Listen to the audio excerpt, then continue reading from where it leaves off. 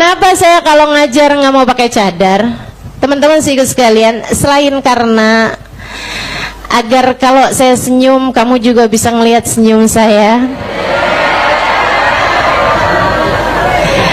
Saya udah latihan senyum, nih senyum saya udah yang paling manis ini. Ini hasil usaha ini. Selain daripada itu teman-teman saya sekalian, karena ada sirrun nadhrah, ada sirrun nadhrah, ada sirnya, ada rahasia, ada keajaiban dari saling memandang. Ada keajaiban dari saling memandang. Bagaimanapun, saya pernah memandang wajah guru-guru saya.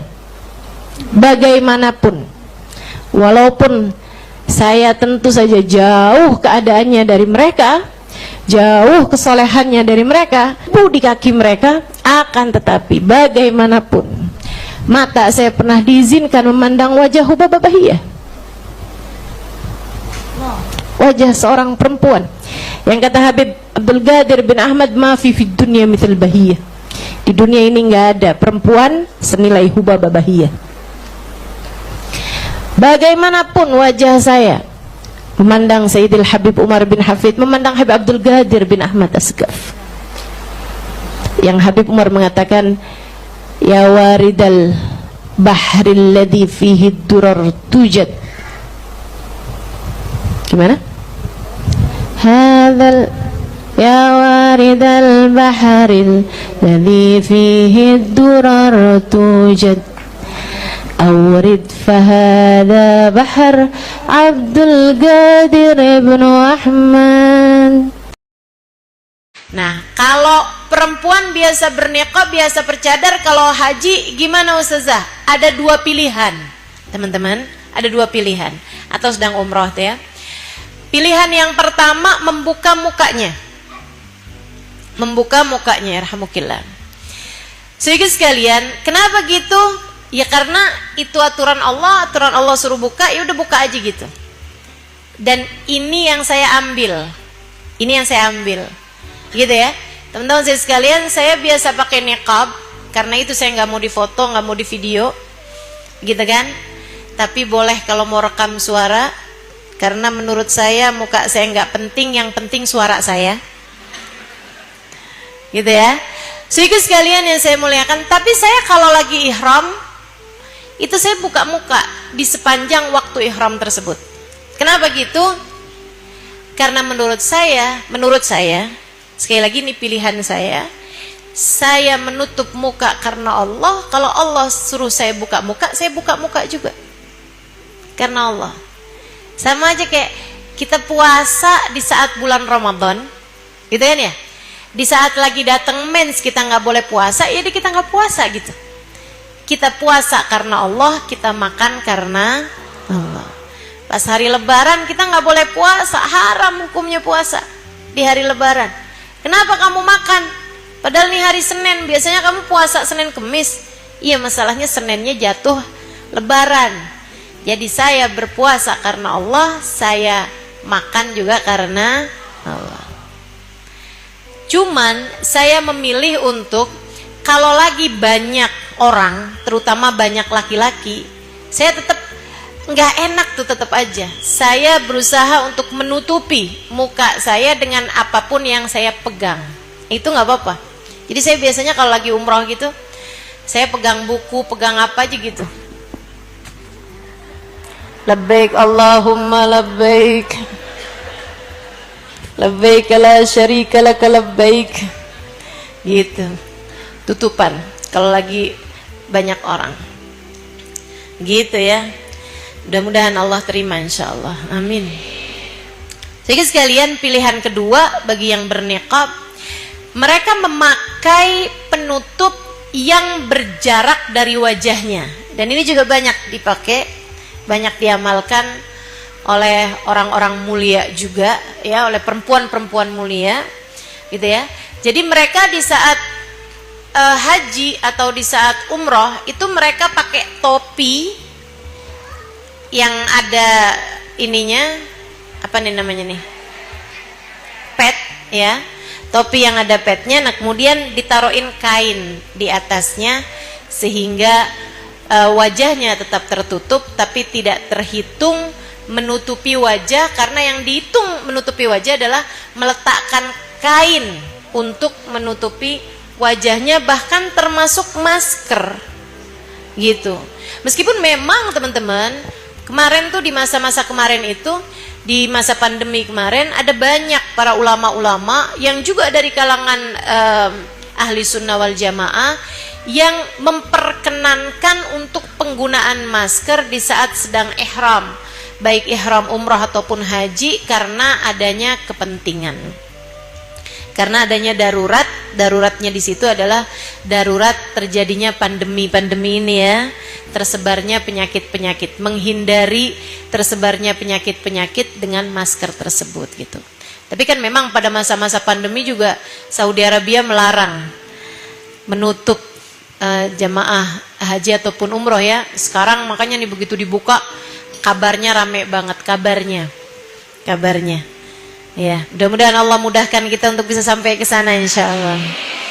Ya, saya doakan nih yang belum haji biar dikasih kemudahan melaksanakan haji insyaallah. Yang belum umroh, mudah-mudahan Allah memudahkanmu untuk sampai sana. Yang sudah umroh juga mudah-mudahan bisa balik lagi ke sana. Kalau haji saya ngedoainnya sekali aja. Sudah kenapa dah? Soalnya kesian yang belum haji, ngantrinya panjang. Betul nggak? Saya teman-teman saya sekalian, saya sudah haji, alhamdulillah, mudah-mudahan Allah terima, tahun 2000. Umur saya waktu itu masih 20 tahun. Saya masih muda waktu itu ya. Saudara sekalian yang saya muliakan, udah tuh, habis itu sampai dengan sekarang ada banyak sekali tawaran-tawaran, bahkan untuk memimpin jamaah haji, saya tolak semuanya. Kenapa? Kesian sama yang belum haji, kuotanya saya kurangi. Udah dah, biarin dah. Saya selalu merasa bersalah sama orang-orang yang udah daftar haji kemudian keburu meninggal dunia hanya karena orang-orang seperti saya bisa bolak-balik pergi haji misalnya, walaupun buat mimpin jamaah gitu kan. Makanya saya udah dah ngalah, dah hajinya sekali aja. Kecuali mungkin kalau ada perintah-perintah, nah saya nggak tahu deh tuh ya. Tapi kalau sampai dengan sekarang saya memutuskan untuk dah kasih kuotanya kepada yang belum haji. Saya mau tahu nih, dari semua yang hadir di tempat ini, boleh angkat tangan yang sudah pernah haji. Tuh kan nggak banyak. Boleh angkat tangan yang sudah pernah haji. Pernah haji, boleh angkat tangan yang sudah pernah haji. Boleh angkat tangan. Kak Emma udah haji belum? Sudah kan? Oke. Iya. Sedikit sekali, nggak sampai 1%. Padahal ada banyak juga saya rasa yang sudah mulai nabung, udah mulai daftar haji, bukan begitu? Boleh angkat tangan yang sudah daftar haji. Tuh, lebih banyak daripada yang sudah haji. Daripada yang sudah haji dan udah berangkat gitu maksud saya. Nah, mudah-mudahan deh. Mudah-mudahan dikasih kemudahan semuanya insyaallah. Insyaallah Allah kasih kemudahan. Lihat, kemudian kotorlah hati kita. Ngelihat, kemudian jadi sibuklah pikiran kita. Ngelihat, kemudian jadi tidak terjagalah hati-hati kita. Makanya judulnya apa tuh? Tundukkan pandanganmu. Apa tuh? Tundukkan pandanganmu, lapanglah hatimu.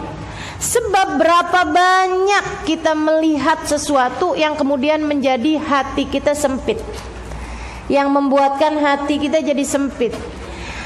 Buat yang muda-muda nih, lagi jalan masuk ke Indomart, kemudian ketemu seorang laki-laki. Mata kita nyurut nunduk, tapi kemudian hati kita sayang-sayang rezeki. Rezeki ditolak gitu. Katanya kan nggak boleh nolak rezeki. Akhirnya kita jadi ngelihat. Ini adik-adik ini ya. Saya rasa ini udah bukan lagi masalah buat ibu-ibu. Tapi kalau ternyata masih jadi masalah buat ibu-ibu juga, karena hati tak pernah tua, jiwa selalu muda. Teman-teman saya sekalian, akhirnya kemudian, ya ampun cakepnya, Allah gantengnya, gitu ya. Akhirnya sholat, Allahu Akbar. Kapan lagi bisa ketemu ya? Gimana caranya kenalan ya? Rusak nih, sholat jadi rusak, ini semua jadi rusak. Gara-gara apaan? Ngelihat, gara-gara mata. Karenanya kemudian kita perlu jaga mata, teman-teman saudaraku sekalian. Kenapa? Karena ianya adalah merupakan sumber fitnah. Nggak kelihatan lebih aman, nggak kelihatan lebih aman. Karenanya jadi sumber fitnah nih bagi kita sekalian. Apa-apaan tuh mendingan tundukin pandangan, jangan segala-gala dilihat gitu. Kalau di jalan tundukin pandangan. Alhamdulillah nih kan semuanya udah pakai jilbab, gitu ya. Saya rasa mudah-mudahan nggak di sini, nggak di sana selalu pakai jilbab, gitu ya. Apa ada yang masih di sini doang pakai jilbabnya? Kalau belanja ke tukang sayur nggak pakai jilbab? Ini yang senyum-senyum merasa nih kayaknya. Baik saudaraku sekalian saya muliakan. Nah tinggal udah kita tutup auratnya, tinggal kita tundukkan pandangan kita. Jadi kita juga nggak bikin dosa mana-mana gitu. Kita tundukin pandangan, orang juga ada susah kan mau ngelihatnya. Jadi saudaraku sekalian seperti itu.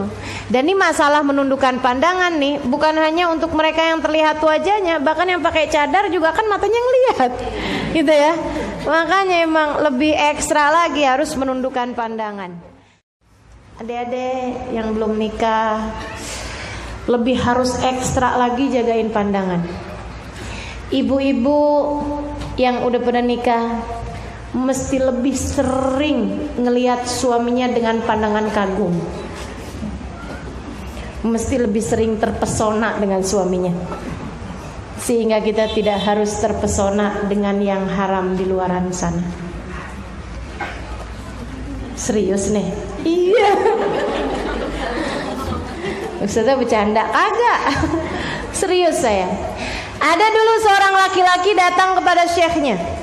Bukan dulu sih. Dia bilang sama syekhnya, ada seorang laki-laki bertanya kepada gurunya. Dia bilang, "Syekh, ada apa dengan saya ini? Kenapa kamu?" "Saya dulu sebelum menikah sama istri saya ini," dia bilang, "saya ngelihat semua perempuan gak ada yang cantik kecuali calon istri saya. Dan awal-awal nikah seperti itu keadaannya. Saya ngelihat gak ada cewek cakep kecuali istri saya." Dia bilang gitu. "Sekarang nih Syekh, saya lihat semua orang cakep kecuali istri saya."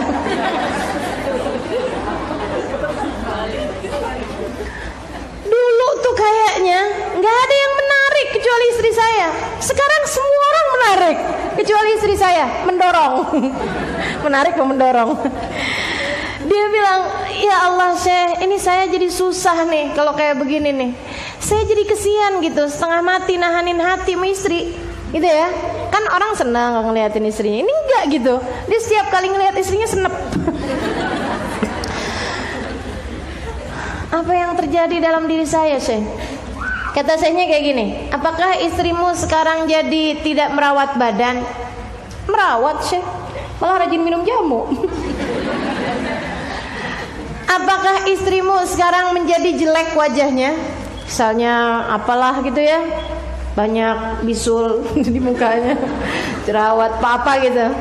Dia bilang, "Enggak Syekh, istri saya tetap rapi, cantik." "Apakah istrimu gak pernah berdandan di rumah?" "Dandan Syekh." Ayo nih istri-istri yang gak pernah dandan, perhatian ini ya. Jadi dia bilang, "Dandan saya istri saya, cantik dia, kalau di rumah rapi, cantik gitu, dandan." "Apakah, mohon maaf, karena mungkin melahirkan anak-anakmu, sekarang istrimu badannya jadi gak jelas? Dulu kayak gitar, sekarang kayak kulkas."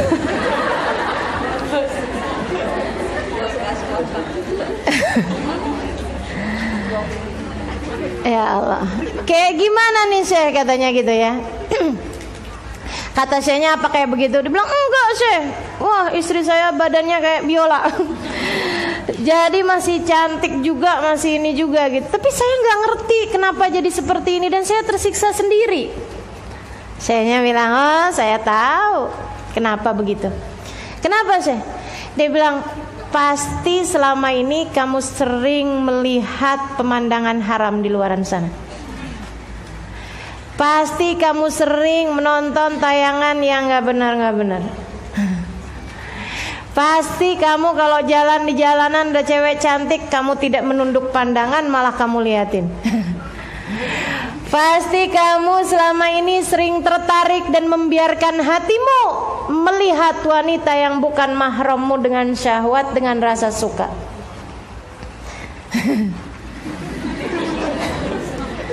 Iya kan?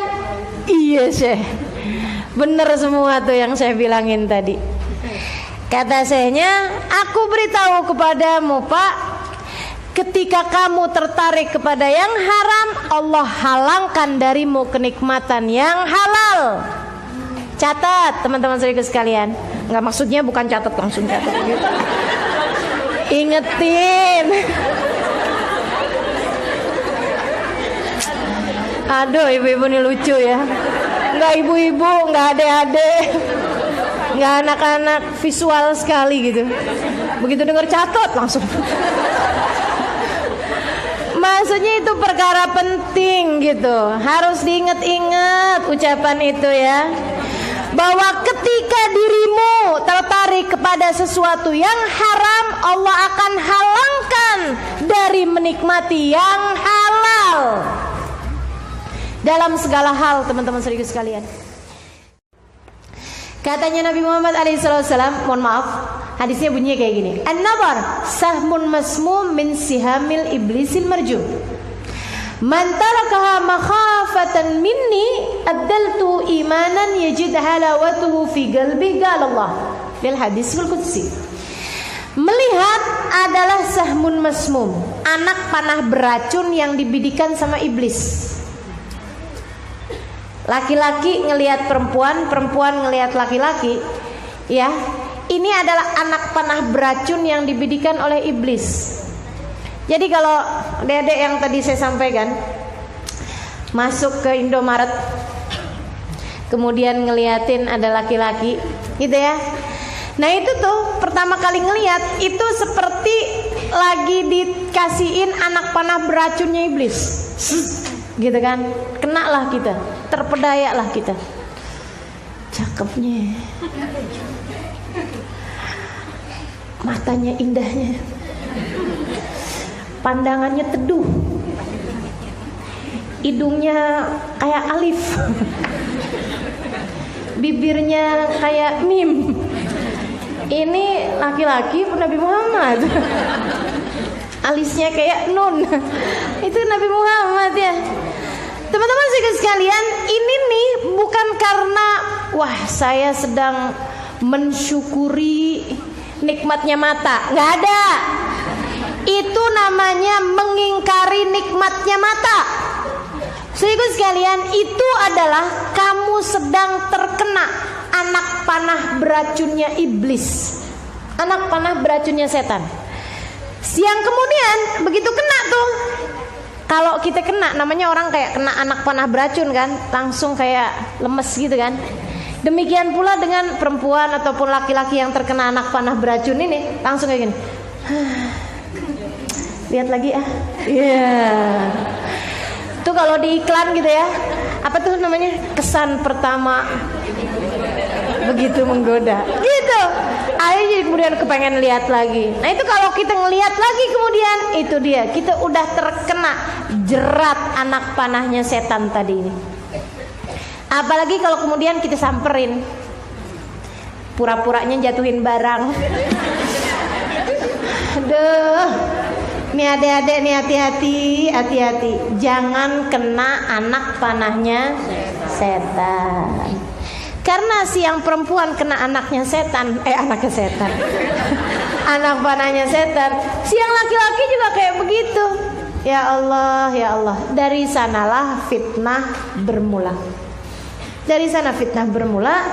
Nabi Muhammad ngasih arahan. Kata Nabi Muhammad alaihissalam, Allah berfirman, man tarakaha makhafatan minni, siapa yang meninggalkan melihat yang haram tadi ini dengan menundukkan pandangannya makhafatan minni, karena takut kepada Allah Subhanahu wa taala. Ya Allah, gitu kan, buru-buru nyari rak yang kosong. Ngumpet di rak, buru-buru dia cepetan ke kasir gitu ya. Pas di kasir ngelihat tukang kasir ganteng ya.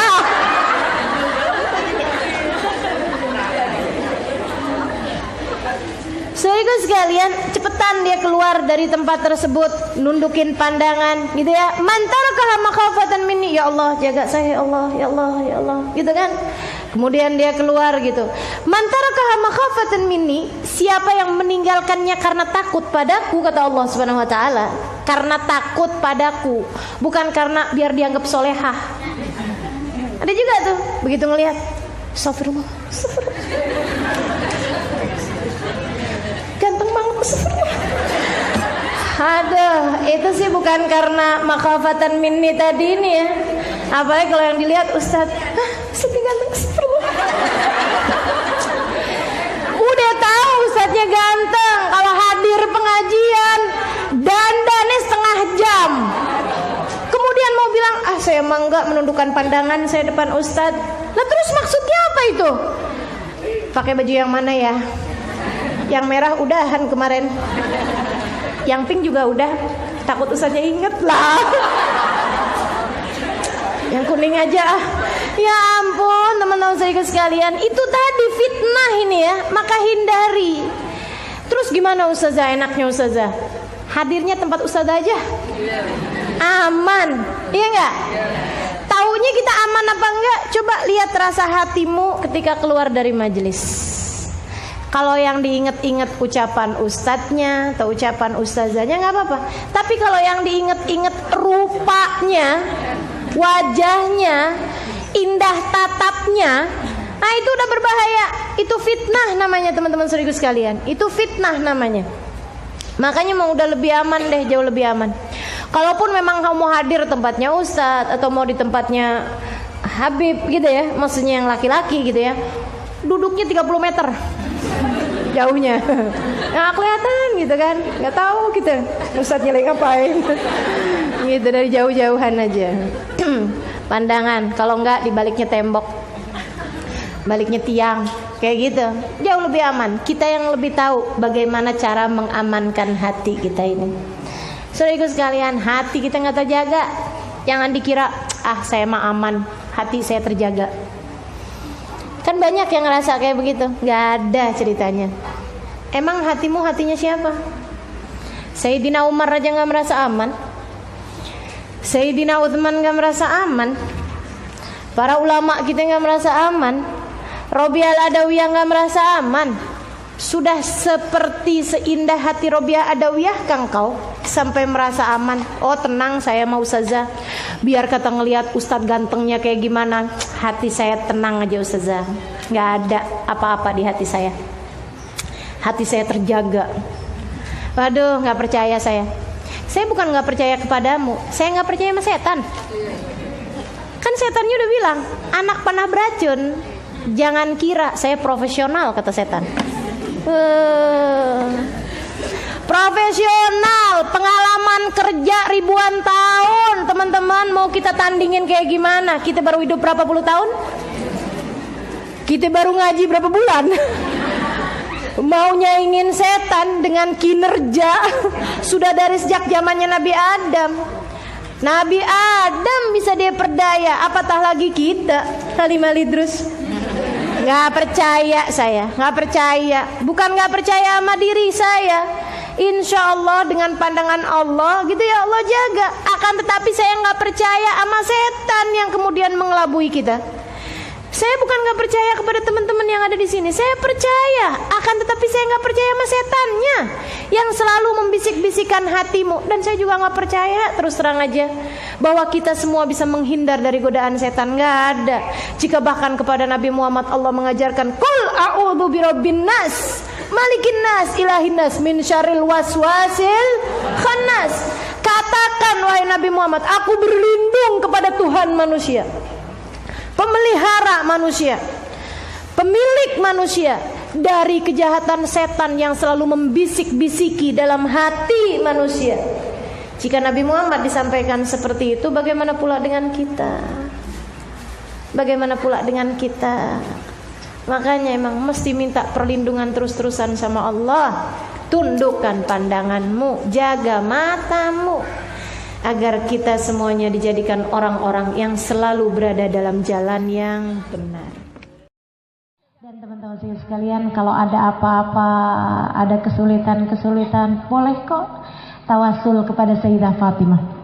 Salah satu bentuk tawasulnya yang diajarkan sama para ulama begini, khamsatun utfi biha naral jahimil hatimah, al-Mustafa wal Murtada wa ibnahuma wa Fatimah. Yuk, ya Allah biha, ya Allah biha, ya Allah bihusnil khatimah, ya Allah biha, ya Allah biha, ya Allah bihusnil khatimah. Khamsatun utfi biha naral jahimil hatimah, al-Mustafa wal Murtada wa ibnahuma wa Fatimah. Yuk, ya Allah biha, ya Allah biha, ya Allah bihusnil khatimah, ya Allah biha, ya Allah biha, ya Allah bihusnil khatimah.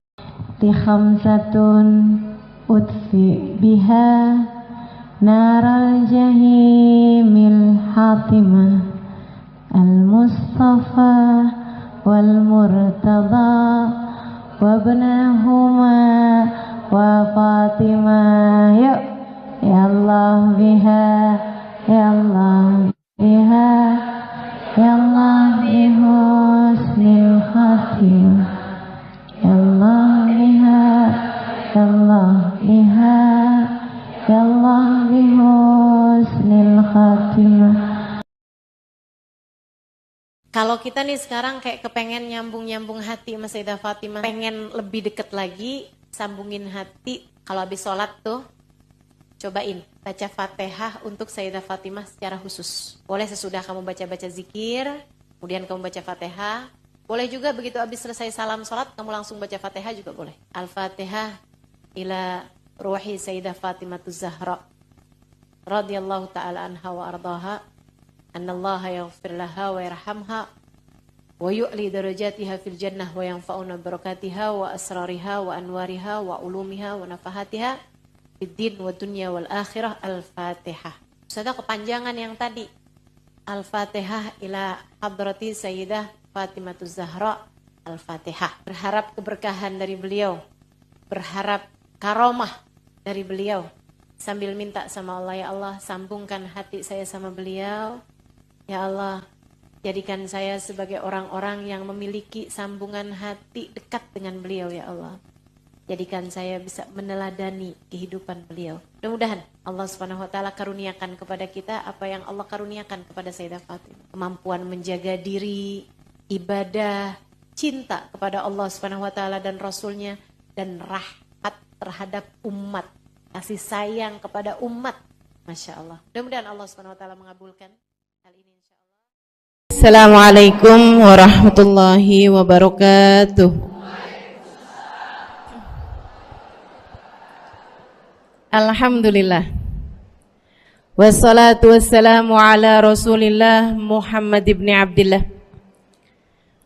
wa ala alihi wa sahbihi wa man walah. Subhanaka la ilma lana illa ma 'allamtana innaka antal alimul hakim. Rabbi shrah li sadri wa yassir li amri wahlul 'uqdatan min lisani yafqahu qawli. Amma ba'du.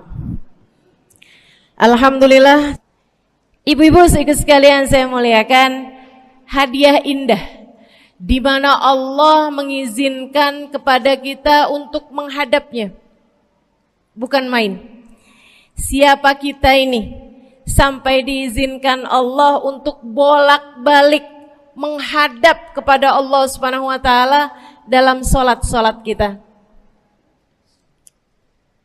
Saya pernah dengar dari para guru-guru kami, guru-guru saya, mereka mengatakan di saat orang sholat, di saat kamu sholat, di saat saya sholat, bukan hanya karena saya mau sholat, kamu mau sholat, akan tetapi karena kamu dianggap mulia di mata Allah, sehingga Allah izinkan dirimu untuk menghadap padanya.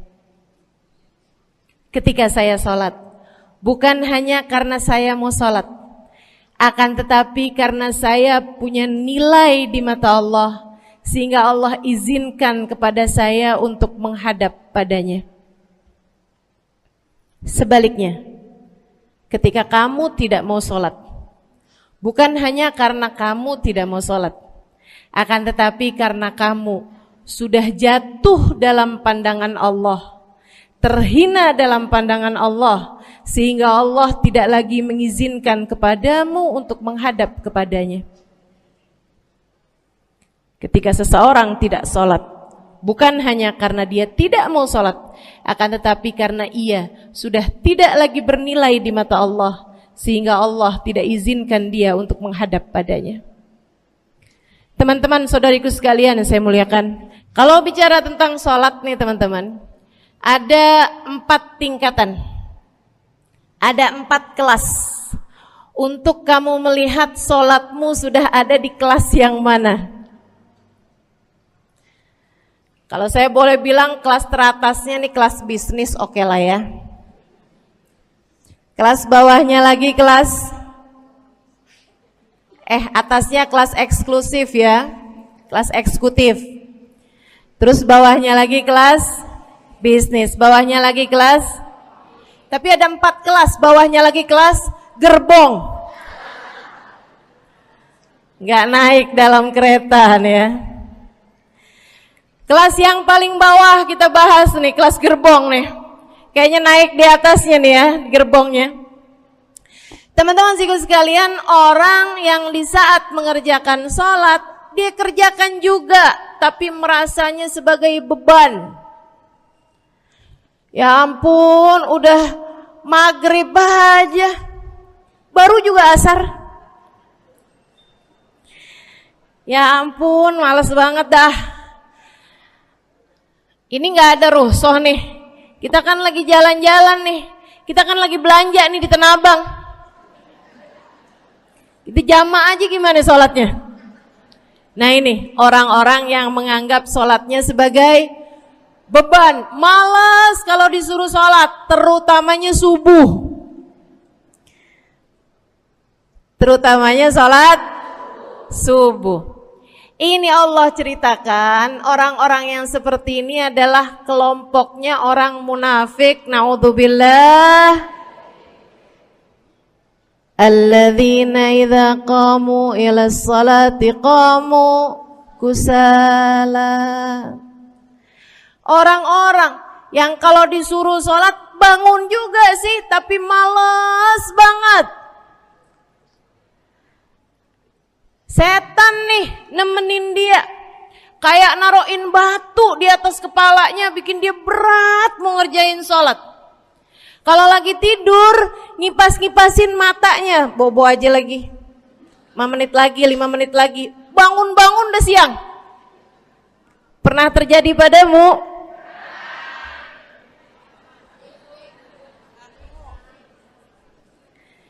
Jemur kunut. Bu, yang dijemur tuh jemuran aja, cucian aja. Jangan sampai jemur kunut. Kunutnya dijemur ya. Ketika ada seseorang yang disampaikan kepada Nabi Muhammad bahwasanya orang itu tidak bangun kecuali sesudah azan subuh, artinya enggak tahajud, artinya enggak bangun di sepertiga malam terakhir, bangunnya sesudah azan subuh. Nabi mengatakan padanya tentang orang itu, Nabi bilang pada para sahabatnya, inna syaitan bala fi udhunih, itu adalah orang yang telinganya dikencingin sama setan. Pada pernah dikencingin setan?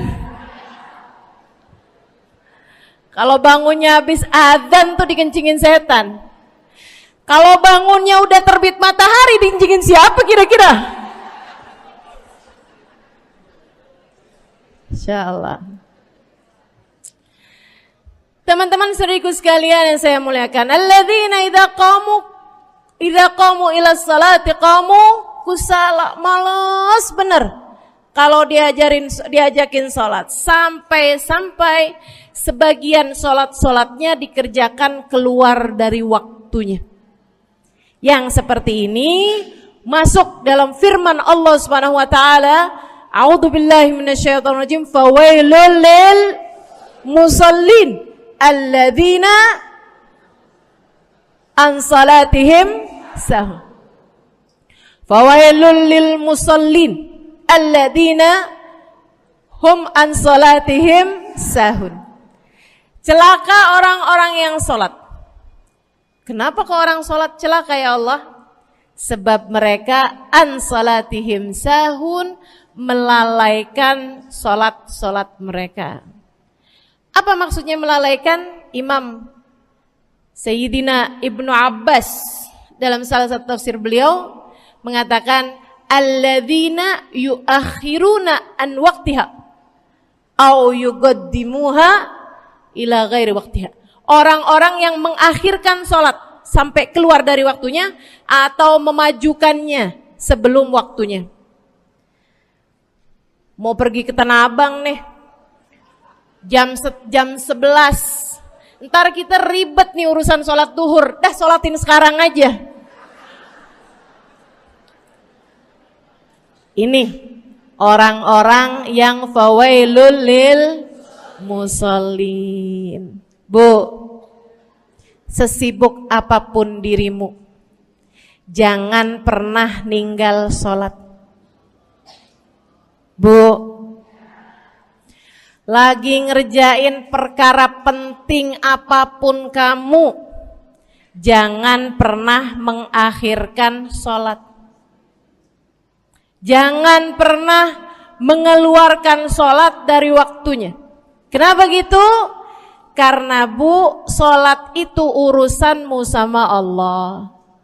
Gak ada yang lebih penting daripada itu. Gak ada yang lebih penting daripada itu. Siapa yang mementingkan Allah, dia bakal dipentingin sama Allah. Siapa yang meremehkan salatnya, berarti dia telah meremehkan Allah. Siapa yang meremehkan Allah, dia akan diremehkan oleh Allah. Na'udzubillah min dzalik. Buat adik-adik jomblo, jangan pernah mau kawin sama orang yang gak sholat. Biarpun kamu udah nunggu cukup lama, kalau ada yang lamar kamu dan dia gak sholat, jangan mau bu. Dek, ibu-ibu juga, kalau ada yang janda di sini,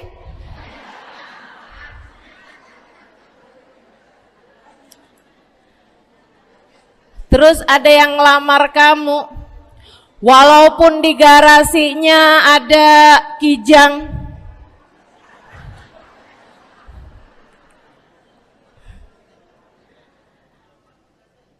ada bebek, motor maksudnya ya, datang melamar kamu, jangan diterima. Orang yang gak sholat, kamu jangan mau jadi istrinya. Kenapa? Saya kasih tahu ya. Allah aja dia tinggalin, apalagi kamu.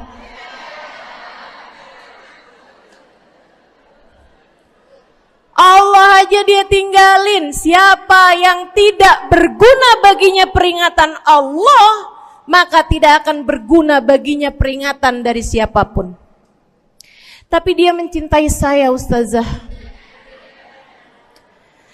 Dia mencintai saya cinta mati katanya. Sekarang tungguin setahun 2 tahun, cintanya hilang, tinggal matinya. Tapi dia mencintai saya luar biasa, Ustazah. Dia tak sanggup hidup tanpa saya. Itu namanya cinta monyet. Tungguin 2 tahun, cintanya hilang, tinggal.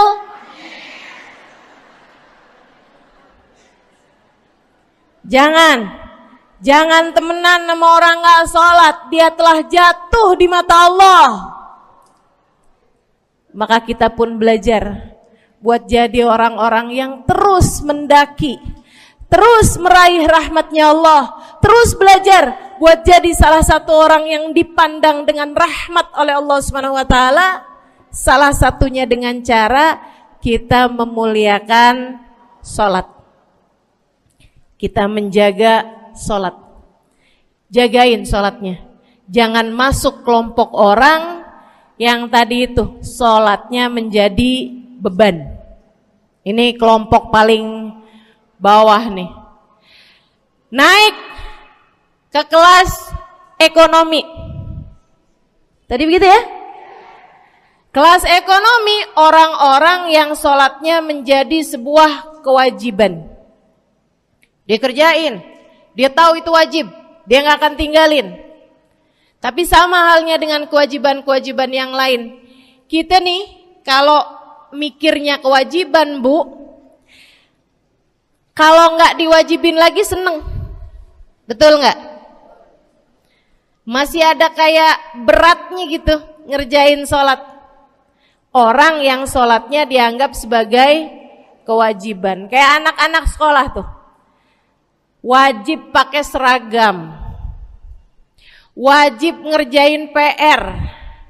Kalau 1 hari, besok enggak wajib pakai seragam. Ada nggak ya pakai seragam? Nggak ada. Nggak ada yang besoknya dipakai seragam. Terus tanyain, kenapa kamu tetap pakai seragam? Abisnya saya suka sama seragamnya. Nggak ada. Karena mereka menganggap pakai seragamnya adalah kewajiban. Sekolahnya sebagai kewajiban. Jadi giliran besok libur anak-anak, hore gitu. Ada orang-orang yang sholatnya dianggap sebagai kewajiban. Nggak ada yang nambah kalau kewajiban tuh. Sholat sunnah boro-boro, sholat wajib aja kalau bisa dibikin sesingkat mungkin akan dilaksanakan dengan cara yang sesingkat-singkatnya.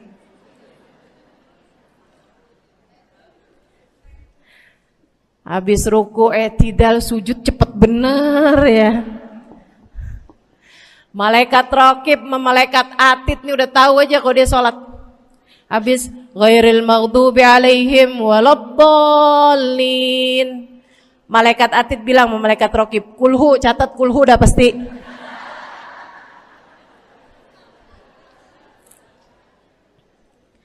Kulhu aja gak kelar-kelar. Teman-teman saudariku sekalian yang saya muliakan, sholatnya dianggap sebagai sebuah kewajiban. Nggak nambah dengan sunnah, namanya wajib. Kita naik lagi insyaallah. Sholatnya kita naikkan. Dari yang kewajiban, kita naik menjadi kelas bisnis. Sholatnya sebagai sebuah kebutuhan. Bu, mudah-mudahan nih ibu-ibu, teman-teman semuanya yang sedang menyimak kajian pada hari ini, saya doakan, karena saya berharap saya pun juga didoakan.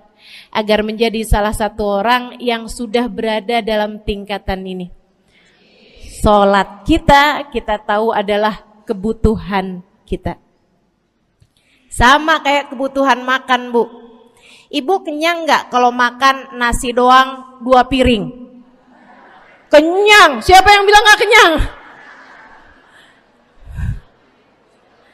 Kalau kamu makan nasi doang sepiring, kenyang apa nggak kenyang? Kenyang. Akan tetapi pasti ibu-ibu mau nambah dah. Nambah apaan? Lauk. Nambah lauknya. Ada ikan asin, ada sayur asem. Langsung pada lapar nih. Ada sambal. Masya Allah, ada tempe goreng. Udah Bu ya, tetangga lewat kagak nyadar. Masya Allah. Teman-teman sekalian, kita nambah, bahkan udah kenyang pun kita masih cari lagi tambahan. Makanan apa nih yang bisa kita makan? Karena kita tahu makan adalah sebuah kebutuhan kita. Kita perlu sama makan. Kita butuh sama makan. Maka demikian pula dengan orang-orang yang sholatnya sudah dia tahu adalah sebagai sebuah kebutuhan. Cukup sih duhur 4 rakaat, dia nambah. Ada qobliyahnya, ada ba'diyahnya. Jam-jam 9 pagi nggak ada sholat wajib sih, tapi pengen ngemil, ya Bu ya, dengan cara kerjain sholat duha. Malam-malam abisnya isya, ampun mau tidur, ingat katanya Nabi, pesannya kepada Sayyidina Abu Hurairah, wasani habibi, kata Abu Hurairah, an utir qabla an anam. Kekasih saya Nabi besar Muhammad, kata Abu Hurairah, kasih pesan pada saya untuk jangan tidur sebelum sholat witir. Jadi habis kelar sholat isya langsung sambung sama witirnya. Dia tahu sholatnya adalah sebagai sebuah kebutuhan. Kebutuhan. Saya butuh untuk sholat karena saya butuh kepada Allah. Saya perlu sholat karena saya perlu kepada Allah.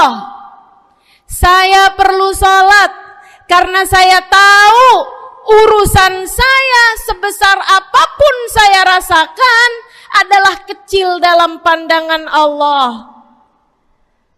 Saya perlu sholat karena permasalahan dalam hidup saya yang saya rasakan sebesar gunung di atas pundak saya, di atas punggung saya, di hadapan Allah tak sampai seperti setitik debu yang mudah saja untuk dia angkatkan dari kehidupan saya.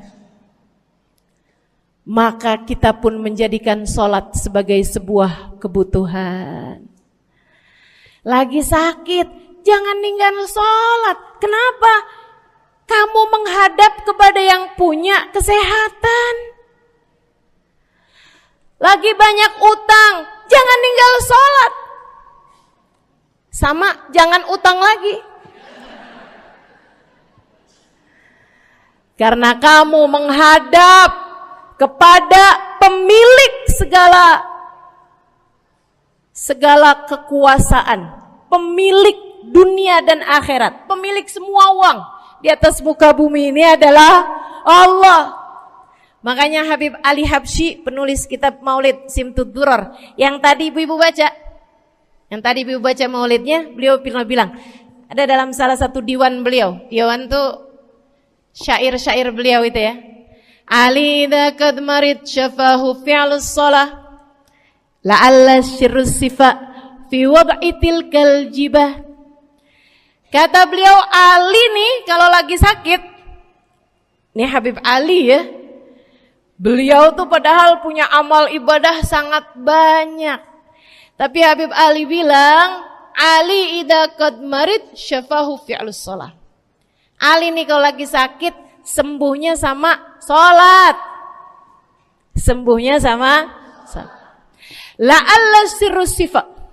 Rasa-rasanya memang Allah letakkan rahasia kesembuhan ada pada fi wad'itil kaljibah, terletakkannya jabhah kita, dahi kita di tempat sujud.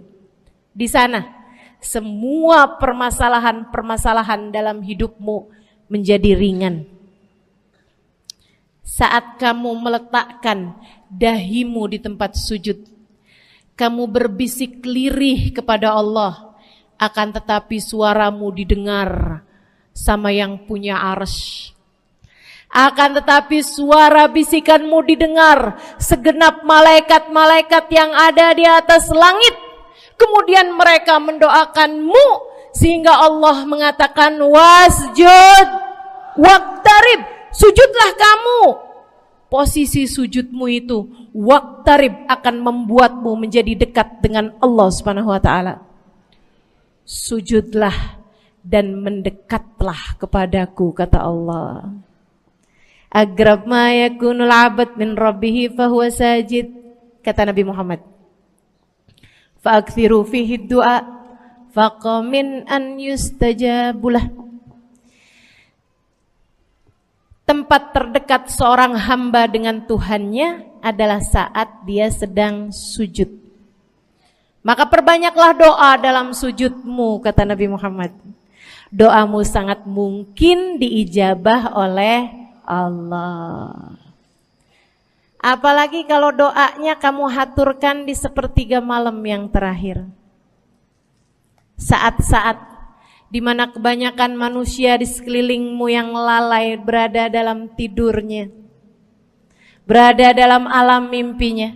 Para ulama tuh sampai bilang, Bu, dari kehususannya sepertiga malam yang terakhir, orang yang ngerjain maksiat aja sepertiga malam yang terakhir tuh tidur. Ibu gak pernah tahu orang-orang pulang diskotik jam berapa? Gak tahu ya, sama. Tapi Bu, yang pasti mereka tuh sepertiga malam yang terakhir malah pada pulang, malah pada tidur gitu.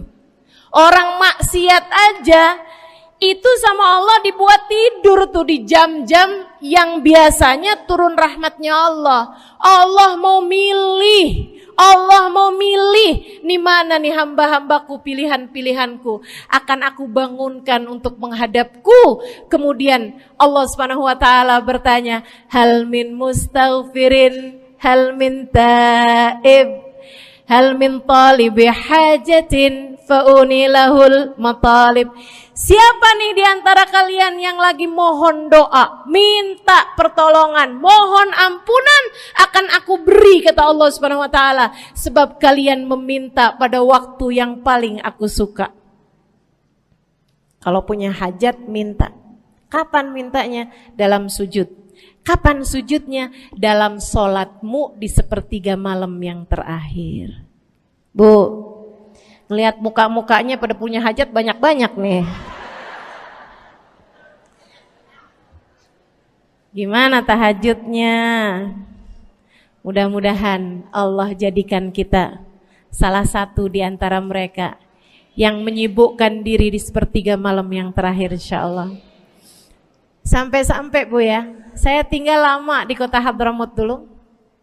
Orang-orang di Hadramut, orang awamnya, itu kalau mereka punya anak kecil umur 1 tahun, 2 tahun, 3 tahun tuh, punya anak bayi, balita gitu. Kalau mereka bangun di sepertiga malam yang terakhir, mereka akan membangunkan anak-anaknya walaupun buat main. Alasannya 2. Yang pertama, agar mereka terbiasa bangun di jam-jam segitu. Nantinya kalau besarnya mereka jadi udah kebiasaan bangun di jam segitu, gampang ngerjain tahajud. Alasan yang kedua, ibu-ibu sekalian, agar anugerah, karunia, rahmat, pemberian Allah yang Allah turunkan di sepertiga malam yang terakhir, anak-anak mereka pun berhak untuk mendapatkannya karena mereka tidak sedang dalam keadaan tidur dan dalam keadaan berjaga. Kan kebalik sama orang kita. Anak-anak kita, cucu-cucu kita kalau bangun jam segitu kita tidurin lagi. Masih malam nak, masih malam. Mama masih ngantuk nak. Masya Allah. Ibu, saya punya ibunya guru saya. Saya punya guru salah satunya dan yang tercinta di hati saya, Sayyidil Habib Umar bin Hafid. Guru saya. Beliau punya ibu namanya Hubabah Zahra. Almarhumah, baru meninggal masa-masa deket pandemi. Ya Bu ya, baru aja beberapa tahun silam meninggalnya. Itu ibu-ibu sekalian punya anak kalau nggak salah 12. Kalau nggak salah 12 anak beliau. Laki-laki 5. Kalau saya nggak salah ya, mohon maaf kalau saya salah. Kemudian yang perempuan 7. Semuanya soleh-solehah. Semuanya Bu jadi orang-orang yang luar biasa, yang terutamanya anak yang pertama yaitu Habib Ali Masyhur jadi mufti pada zamannya di Kota Tarim. Sampai wafatnya beliau masih sebagai mufti. Mufti itu Bu, permasalahannya umat semuanya ada di meja beliau untuk beliau selesaikan. Anak yang laki-laki yang paling kecil, Habib Umar bin Hafid, menjadi kita tahu semuanya ya, orang soleh, ulama, waliullah. Ibu-ibu sekalian, kita mau tahu nih, anak-anak soleh-solehah semacam itu ibunya kayak gimana gitu. Karena Bu, mohon maaf. Walaupun memang Nabi Nuh, nabinya udah soleh, anaknya nggak soleh. Kan begitu ya? Ada juga sih, tapi secara mayoritasnya Bu, buah jatuhnya tak jauh dari emaknya begitu, anaknya kurang lebih begitu. Anaknya begitu, emaknya biar kita nggak lihat, kita udah bisa ngebayangin kayak apa orangnya. Ibu-ibu sekalian, nih anak-anaknya Hubabah Zahra, Masya Allah semuanya. Kita mau tahu ibunya kayak gimana. Satu cerita aja tentang Hubabah Zahra. Ibu-ibu sekalian, anaknya cerita, Hubabah Zahra, Umi, anak perempuannya, dia bilang seumur hidupnya nggak pernah ninggal tahajud. Bu, dari awal balik sampai meninggal, tidak pernah meninggalkan tahajud. Jauh banget ya? Sama siapa? Tahajud semalam, seminggu libur. Kelakuan siapa itu? Hubabah Zahra gak pernah ninggal tahajud kecuali satu malam. Satu malam itu beliau tuh lagi ada hajat besar, maksudnya lagi kayak ada acara pernikahan, kemudian beliau juga kelelahan, kecapean, baru tidurnya juga jam-jam 2, jam-jam mau jelang pagi Bu ya. Kelewatan tahajud. Bangun pas azan subuh. Ibu, beliau bangun dengan gemeteran. Beliau bangun dengan menggigil padahal enggak musim dingin. Beliau bangun, azan, innalillahi wa inna ilaihi rajiun. Azan, astagfirullah, ya Allah, astagfirullah, azan, ya Allah, ampuni Zahra ya Allah, Anaknya cerita, hari itu aku tidak pernah melihat ibuku berlelehan air mata sepanjang hari lebih daripada hari tersebut. Hari itu kami melihat ada seorang perempuan berlelehan air mata beristighfar memohon ampun kepada Allah karena satu malam dalam hidupnya beliau meninggalkan tahajudnya, teman-teman. Masya Allah, Masya Allah. Tiap kali makan inget gitu, ya ampun tadi malam gak tahajud, samihni ya Rab, samihni ya Rab, sampai gak enak makan. Insya Allah. Mudah-mudahan Allah jadikan keagungan sholat ada dalam hati kita. Sholat kita jadi kebutuhan, insya naik tingkat eksekutif teman-teman. Tadi saya ulangin lagi dah, karena ibu-ibu kan suka rada lupaan. Kelas yang paling bawah, kelas apa tadi? Gerbong. Menjadikan sholatnya sebagai beban. Kelas berikutnya menjadikan sholat sebagai kewajiban. Naik lagi menjadikan sholat sebagai kebutuhan. Tingkat terakhirnya ada hamba-hamba tercinta di sisi Allah yang menjadikan sholat mereka sebagai sebuah hiburan dalam hidupnya, hobi dalam hidupnya. Diawali, dicontohkan oleh baginda kita Nabi besar Muhammad yang mengatakan dalam hadis sahihnya, wa ju'ilat qurratu aini fis shalah, wa ju'ilat qurratu aini fis shalah. Dijadikan, kata Nabi Muhammad, Allah telah menjadikan, dijadikan li untukku qurrat aini, kesenanganku dalam kehidupan, kebahagiaanku ada pada, hobiku ada pada as-shalah, salat. Nabi itu orang yang kesenangan beliau, hobi beliau adalah salat. Kana idza faza'ahu amrun aladha ila shalah. Kata para sahabat meriwayatkan, Nabi kalau lagi dengar kabar-kabar yang gak enak, segera menuju kepada sholat. Nabi kalau udah ada kabar-kabar Rasul pasukan kita terkalahkan di medan peperangan, Nabi ngelihat Bilal. Kemudian Nabi Muhammad nanya, udah dekat waktu sholat Bilal? Sebentar lagi Rasul, arihni bihaya Bilal, arihni bihaya Bilal. Yuk Bilal, sampaikan diri saya Bilal, tolong hibur diri saya Bilal. Segera azan dan kita akan sholat bersama-sama wahai Bilal. Kesenangan beliau, hobi beliau dalam sholat, dalam hidup adalah sholat. Teman-teman saya sekalian, bukan hanya Nabi Muhammad, tapi para sahabat-sahabat Nabi Muhammad, tapi para tabi'in, para tabi'it tabi'in. Saudaraku sekalian saya muliakan, Sayyidina Umar bin Khattab alaihi ridwanallah, kana idza ja'ahu hal, apabila beliau dalam keadaan hatinya lagi khusyuk, hatinya lagi nyambung banget sama Allah Subhanahu wa taala, kalau mau salat sunnah manggil orang. Beliau salat dalam masjid, ada orang mau salat sunnah, ada orang lagi baca Quran dipanggil sama beliau. Kamu saya bayar ya. Kamu duduk sebelah sini saya nih, baca Qur'annya deketan saya sini, kamu saya bayar. Buat apaan wahai Sayyidina Umar? Buat negur saya, ngingetin saya lagi sholat nih. Oh gak usah dibayar Tuan. Yaudah kalau gitu kamu duduknya sebelah sini ya. Tugas saya apa Tuan? Kalau kamu lihat saya sholat berdirinya kelamaan, ingetin saya buat ruku. Kalau kamu lihat ruku saya kelamaan gak bangun-bangun, ingetin saya buat bangun. Kalau kamu lihat sujud saya kelamaan, ingetin saya buat duduk. Karena saya sekarang ini kalau lagi berdiri baca Al-Quran, lupa buat ruku.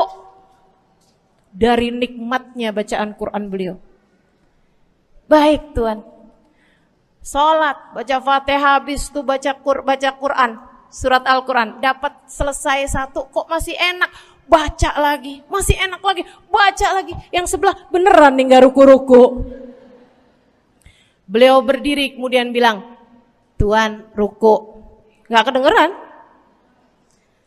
Beliau berdiri deketin telinganya, Tuan ruku. Belum kedengeran juga. Ruku. Allahu Akbar. Sayyidina Umar bin Khattab. Tabi'in, Sayyidina Ali Zainal Abidin pernah lagi sholat, rumahnya kebakaran teman-teman. Sholat sunnah di waktu malam, rumahnya kebakaran. Orang-orang pada teriak-teriak, Tuan harik, Nar, ya ibn binti Rasulillah, wahai anak dari cucunya Nabi Muhammad. Tuhan, ada api di sekitarmu. Tuhan, kebakaran. Tuhan, kebakaran. Allahu Akbar. Sami Allahu liman hamidah. Enggak lihat apa-apa. Habis selesai sholat baru lihat, kebakaran nih rupanya. Orang-orang pada bilang, kami sudah mengingatkanmu Tuhan. Apa jawab beliau? Al-hadni an-narul kubro. Di depan saya ada api yang jauh lebih besar, api neraka. Saya nggak lihat api sekecil ini. Masya Allah.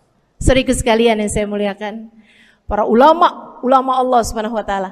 Terakhir saya mau ceritakan Sayyidil Habib Abu Bakar As-Sakran, penulis Wirid Sakran. Kalau teman-teman pernah tahu, beliau saudara sekalian saya muliakan dapat julukan As-Sakran, orang yang mabuk. Karena mabuk kepada Allah Subhanahu Wa Taala.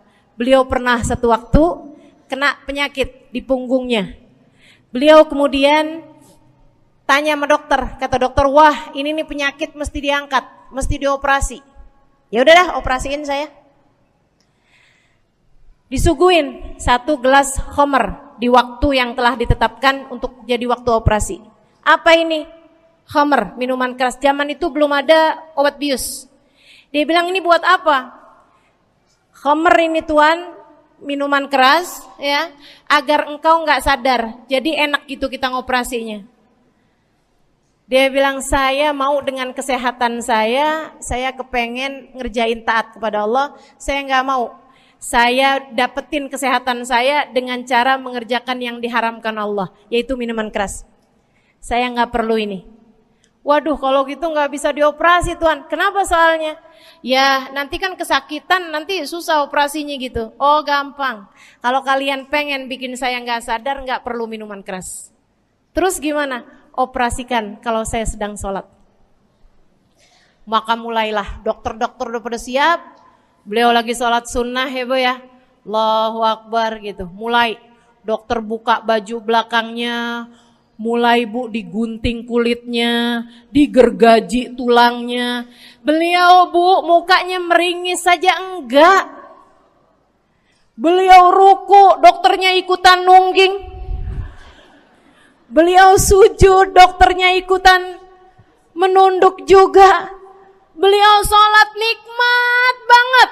Sampai beliau selesai dari sholat, beliau nanya sama dokter-dokternya, kenapa gak nurut tadi tuh waktu saya sholat mestinya operasi. Kata dokter, udah selesai Bib dari tadi. Masya Allah. Radiyallahu ta'ala anhum wardahum. Ini bukan kelas-kelas kita, saya cuma ceritain aja sama ibu-ibu. Bukan berarti ibu-ibu nanti pas waktu sakit bilang sama dokter-dokter gak usah dibius.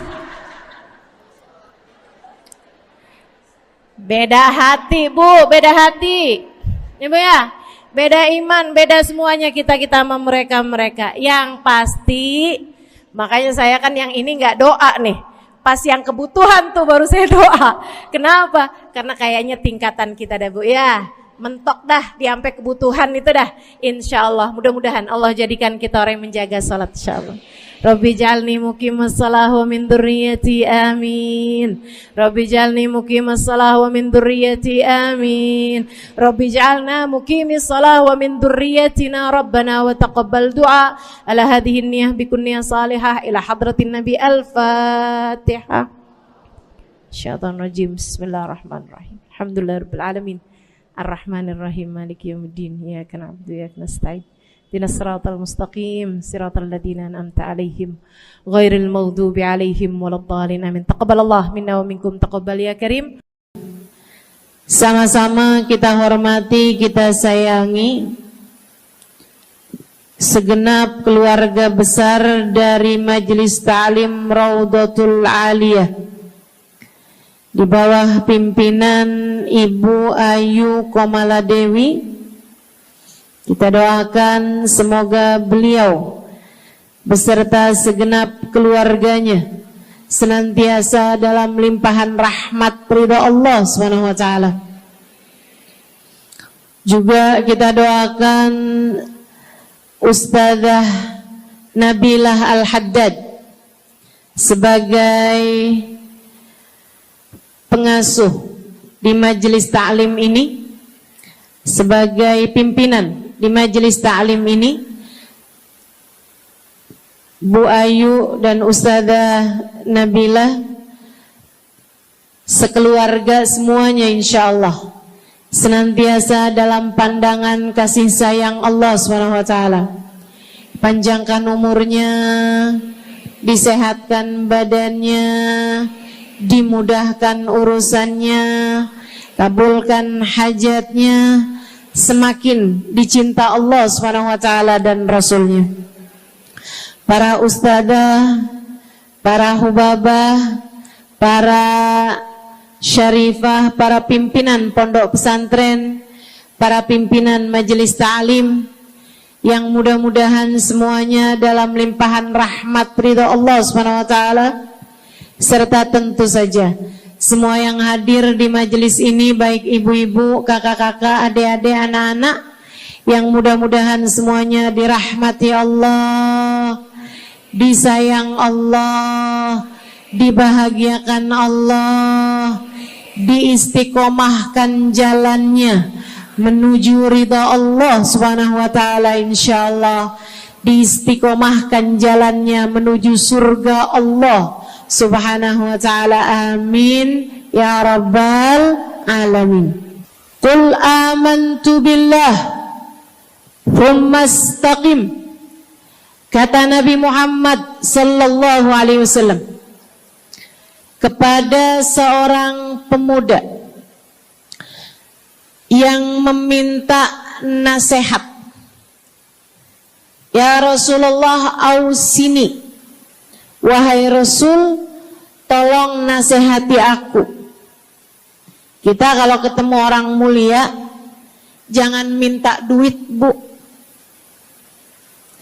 Kita kalau datang ketemu sama orang-orang yang kita tahu doanya mustajab, sangat soleh, hidupnya baik, apalagi jika dia adalah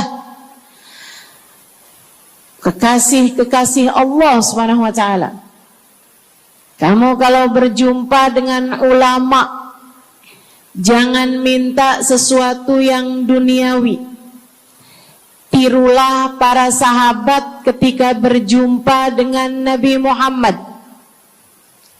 Biasanya mereka meminta satu dari dua hal. Yang pertama, mereka minta doa. Ida'ili ya Rasulullah, doakan aku wahai Rasul. Ibu juga gitu. Kalau ketemu sama ulama, ketemu orang soleh, ketemu kiai, ketemu habib yang kita tahu doanya mustajab, bertemu hubabah, mintalah doa. Tapi jangan hanya sekedar urusan doa duniawi, Bu. Doa duniawi itu yang gimana, Ustazah? Doa yang kalau diijabah nggak akan manfaat begitu kamu masuk dalam alam kubur. Itu namanya doa duniawi. Ustazah, doakan saya biar saya cepat kebeli rumah. Bu, kalau mati rumahnya dibawa gak? Ustazah, doakan saya kepengen beli HP baru. Dibawa gak HP-nya? Enggak. Itu namanya doa duniawi. Ustazah, doakan biar suami saya tambah cinta.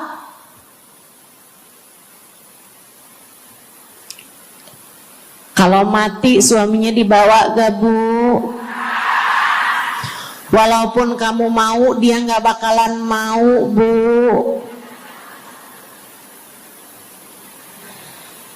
sesuatu yang sifatnya duniawi.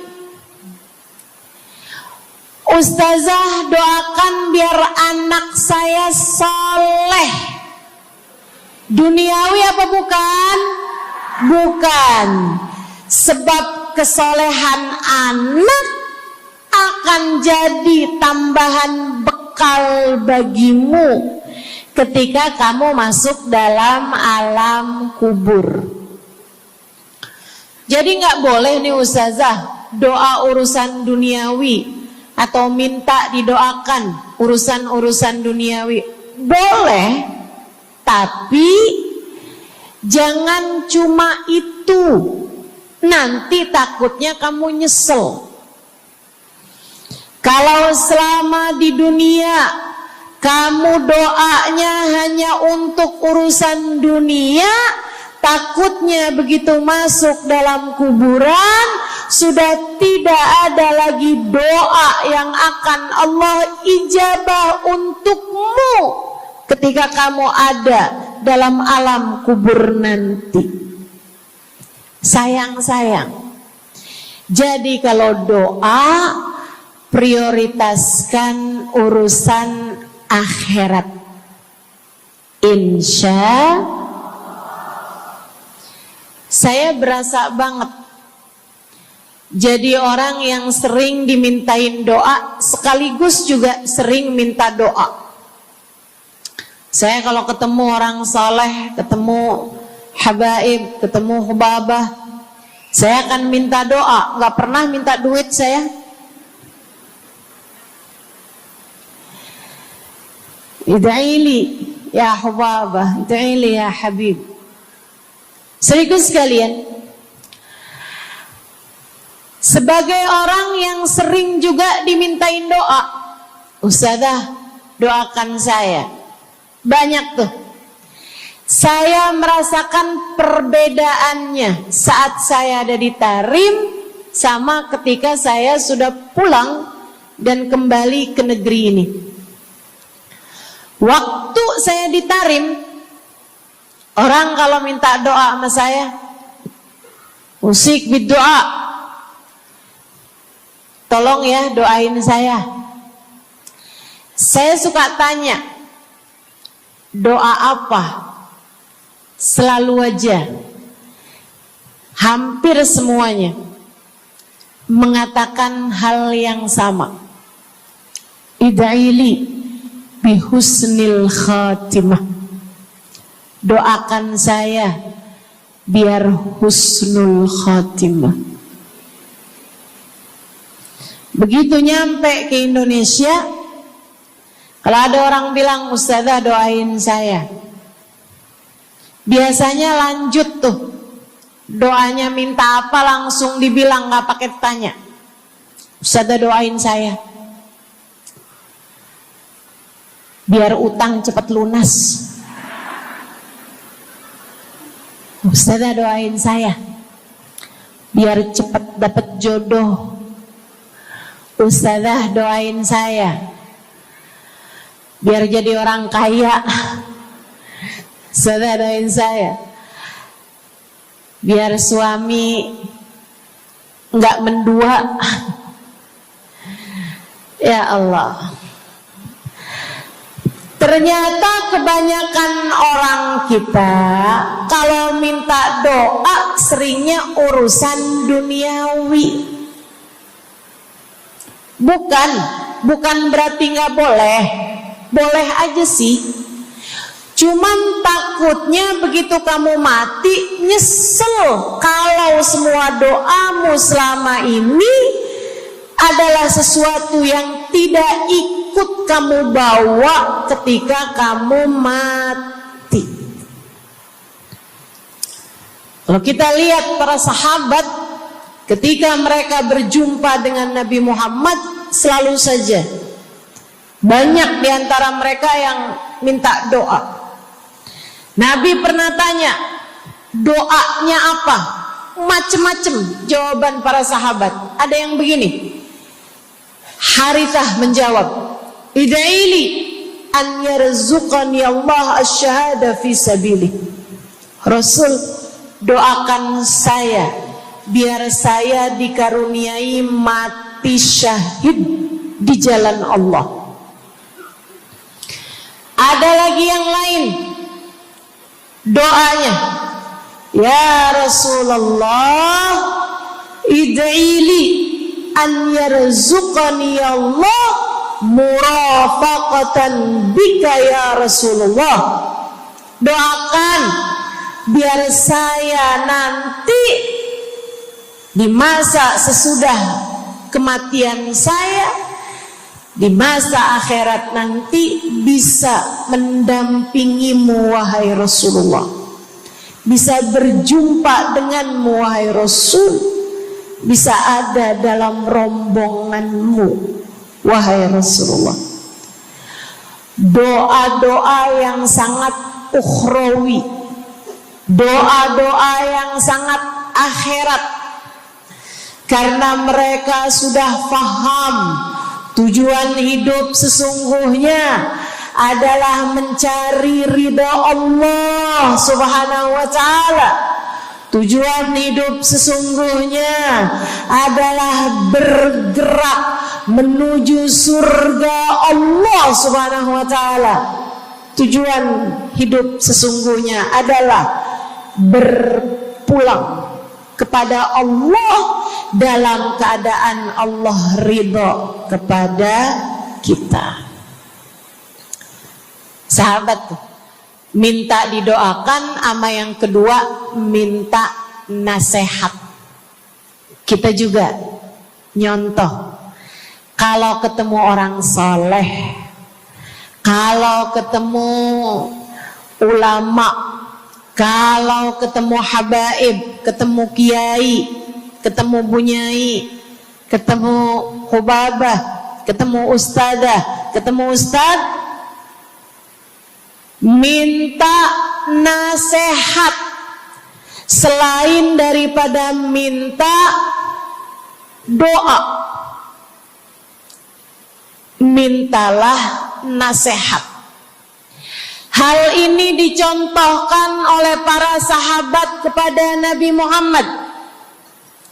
Datang seorang pemuda berjumpa Nabi Muhammad sallallahu alaihi wasallam.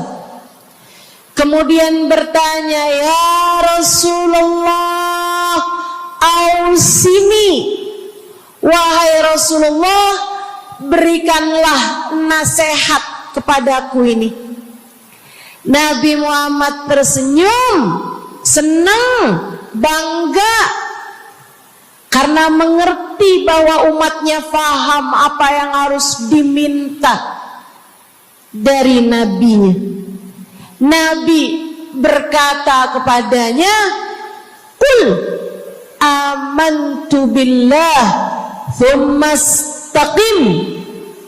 Kata Nabi Muhammad, ucapkanlah, aku beriman kepada Allah, kemudian istiqomahlah kamu di jalan Allah. Nasihat Nabi Muhammad buat pemuda tersebut,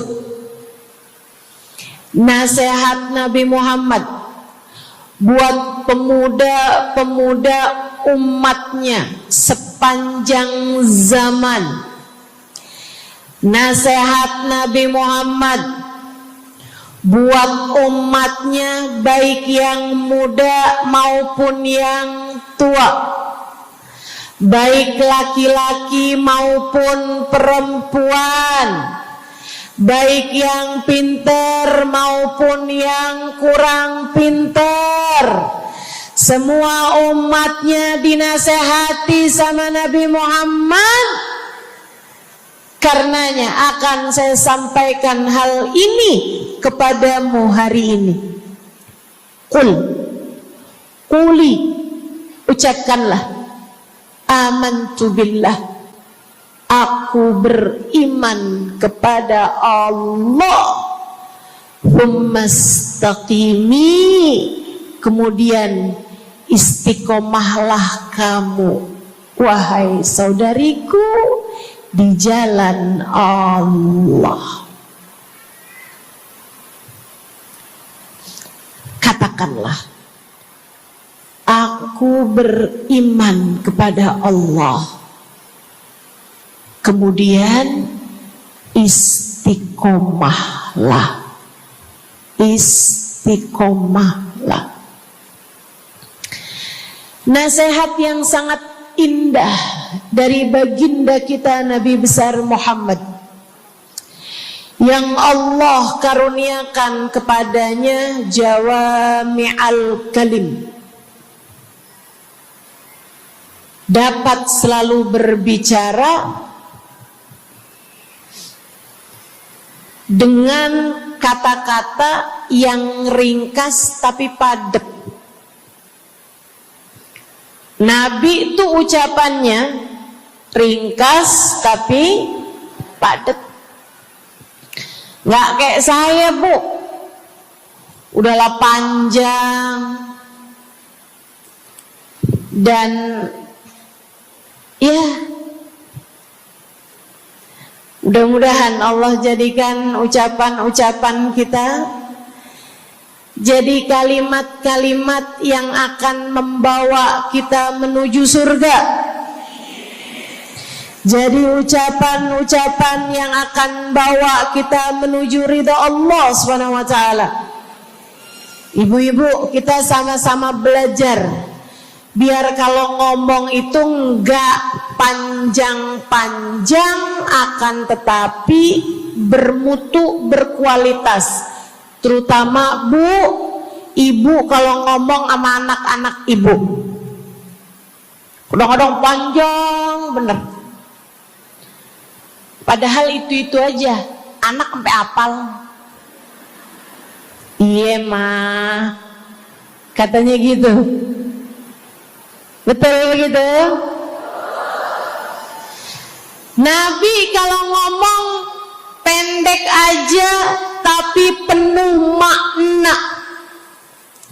Nabi kalau bicara seringkali nggak panjang-panjang tapi sangat berarti. Satu hadis beliau saja bisa disyarahkan, diberi keterangan, hingga bahkan berkitab-kitab banyaknya. Ibu-ibu sekalian, salah satu dari ucapan ringkasnya Nabi Muhammad, amantu billah, kata Nabi, qul amantu billah tsumma istaqim, ucapkanlah aku beriman kepada Allah, kemudian istiqomahlah di jalan Allah. Apa itu istiqomah? Lurus, jangan belok-belok. Lurus, jalan terus. Jalannya adalah jalan yang lurus. Itu yang selalu kita minta dalam tiap rakaat sholat kita. Kita berdoa kepada Allah, ihdinas siratal, ya Allah, tempuhkanlah untuk hidup kami ini jalanmu yang lurus. Sama kayak kamu lagi bilang, ya Allah, karuniakanlah dalam kehidupan kami keistiqomahan di jalanmu ya Allah. Kamu selalu minta istiqomah 17 kali sekurangnya tiap hari. Betapa sangat pentingnya istiqomah ini, saudaraku sekalian. Berada dalam jalan yang lurus. Saya mau bahas jalan lurus yang dimaksud ini apa aja. Satu, kamu harus lurus imannya. Amantu billah, aku beriman kepada Allah. Kata Nabi Muhammad sallallahu alaihi wasallam, "Qul amantu billah," ucapkanlah, aku beriman kepada Allah. Maka istiqomah tersebut yang nomor satu adalah dalam urusan keimanan. Bu, Kak, Dek, Nak, yang lurus imanmu. Iman yang lurus tuh yang gimana, Ustazah? Iman yang lurus adalah memahami dua kalimat syahadat yang menjadi pintu gerbang keimananmu. Orang kalau masuk Islam, dia jadi orang yang beriman, dia mengucapkan kalimat syahadat. Apa itu? La ilaha illallah. Yang pertama, yang kedua, Muhammad Rasulullah. Tidak ada Tuhan selain Allah. Itu harus kamu miliki dalam hatimu secara lurus, istiqomah. Gak ada Tuhan selain Allah. Jangan hari ini Tuhannya Allah, besoknya Tuhannya duit. Apapun aja yang disuruh sama duit, yang ada duitnya, yang haram-haram pun diterjang. Lah kenapa begitu? Saudaraku sekalian, qul amantu billah, ucapkan, aku beriman kepada Allah, aku faham arti la ilaha illallah. Tidak ada Tuhan selain Allah. Tidak ada yang mengatur kehidupan selain Allah. Tidak ada yang memberi rezeki selain Allah. Maka berimanlah kepada Allah. Kalau ada istri bilang sama suaminya, kalau kamu nanti pulang bawa duit, ahlan wa sahlan, selamat datang.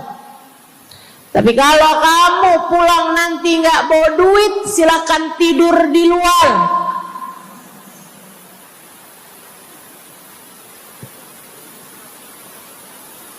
Kamu sepertinya kurang beriman. Kamu lupa bahwa pemberi rezeki bukan suamimu, melainkan yang ngasih rezeki itu cuma satu, Bu. Namanya bukan pekerjaan, bukan atasan, bukan pemerintah. Yang ngasih rezeki cuma Allah Subhanahu wa ta'ala. Maka berimanlah atas hal itu. Jangan nyalahin si ini, nyalahin si itu. Imanmu benerin. Imanmu benerin. Banyak orang saya liatin itu suka pada repot urusan rezeki. Banyak banget. Di dunia ini nih banyak yang suka repot urusan rezeki. Ngejar dunia abis-abisan. Ngejar duit segala macam cara. Sampai omongannya gak jadi omongan orang beriman. Waktu dibilangin, jangan nyari rezeki yang haram, cari rezeki yang halal. Jangan berani ngambil yang bukan hakmu. Dia bilang begini nih, ya ustazah nggak tahu zaman sekarang, jangankan nyari yang halal, nyari yang haram juga susah saja.